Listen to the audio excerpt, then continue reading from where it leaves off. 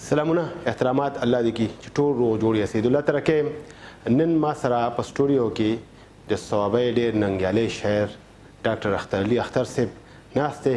اختر علي صاحب تاسو ته پروګرام ته په راتګ باندې هرکلی. مننه ډېره مننه ایډوکیټ صاحب یو جهان مننه ستاسو. اختر علي صاحب ستاسو شعرونو خلک په سوشل میډیا مو په مشاعرو کې پروګرامونو کې اورېدلي دي، خو زموږ د کتونکو دپاره را سره خپل لنډه شانته پیژنګلو شریکه کوي.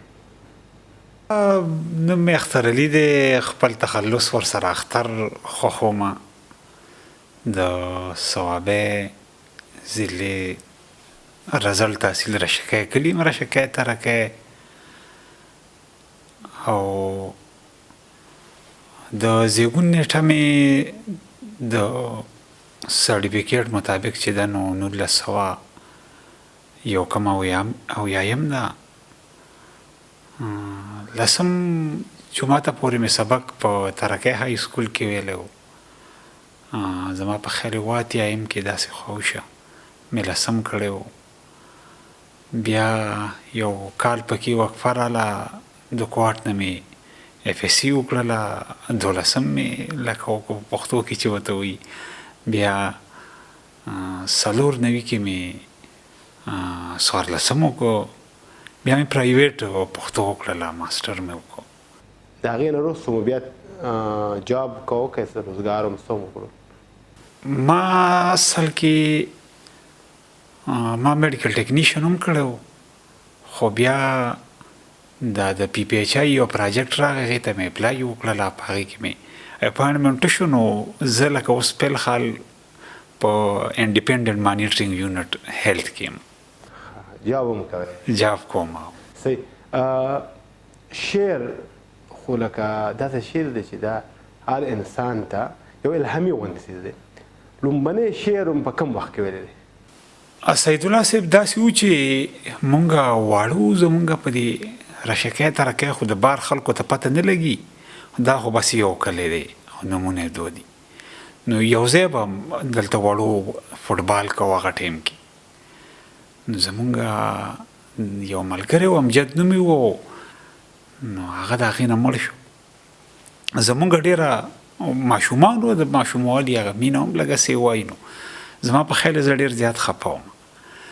نو زه وایم دا زما ړومبی شعر و، خو دا ماته یاد نه راځي. نو زه په دې وجه باندې دا وایم نه.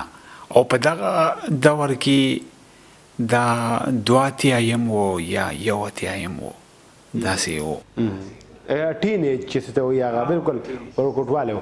هسې شعر درته یاد دی؟ هغه شعر راته یاد دی، خو د چاربیتې اثر و. زما د خبرې مطلب دا دی په شعر و شاعرۍ باندې هغه ټیم د چاربیتې اثر و. نو زه دا وایم نه، زه وایم هسې نه چې دا ما پردی کاپي کړي. نو ما لیکلي و چې په وخت د مازدیګر دا ولګېد خبر، امجد غریب ملک په چړیو کې راایسار، توبه استغفار. دې پسې څه لیکل زما په خیال نور ماته نه دي یاد.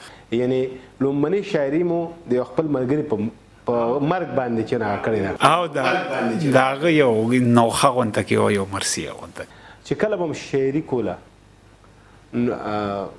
ورکوټوالی یو اکثر خلک وایي دا څه بېکاره کار دی شروع کړی. نو کور کې ته چې دا په دې باندې دا ټوکلي داسې و چې ما به دا خبره ډېره پټه ساتله. که ما به لیک کو نو ما به د کالج یا د سکول په کتابونو کې هغه کاپي میکس یخي وه، هغې کې به مې ګډه وډه کړې وه. نو د هغې پته نه لګېدله تر ډېر وخته پورې.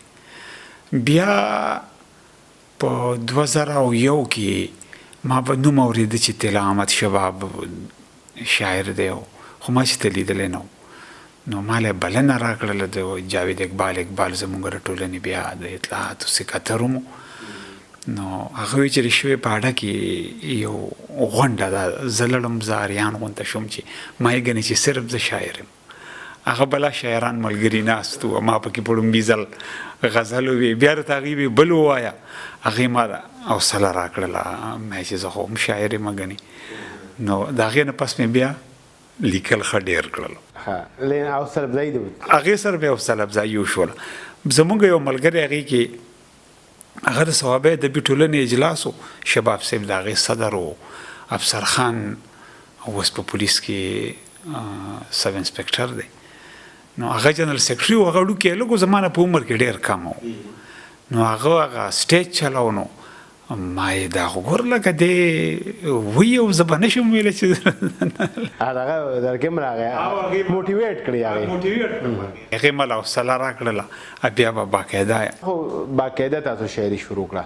خو د دې نه مخکې هم تاسو شاعري کوله، نو چې کله به م شعر ولیکو نو چاته به م وي نږدې ملګری څوک چاته به تاسو شعر وي؟ داسې څوک نه و.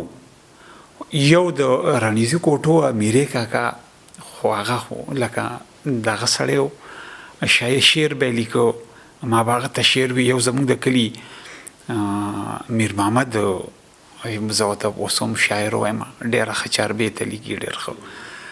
نو ما امیري کاکا ته به شعر ووې. ما ته یاد دی یو پېره زه چې اوس هغې ته سوچ وکړم، نو زه د اشتیاق الرحمن اشتیاق د یو شکوې نه متاثره شوی وم، نو په اکا کافیه باندې ما لیکل وکړل. نو ما هغې مطلب داسې و چې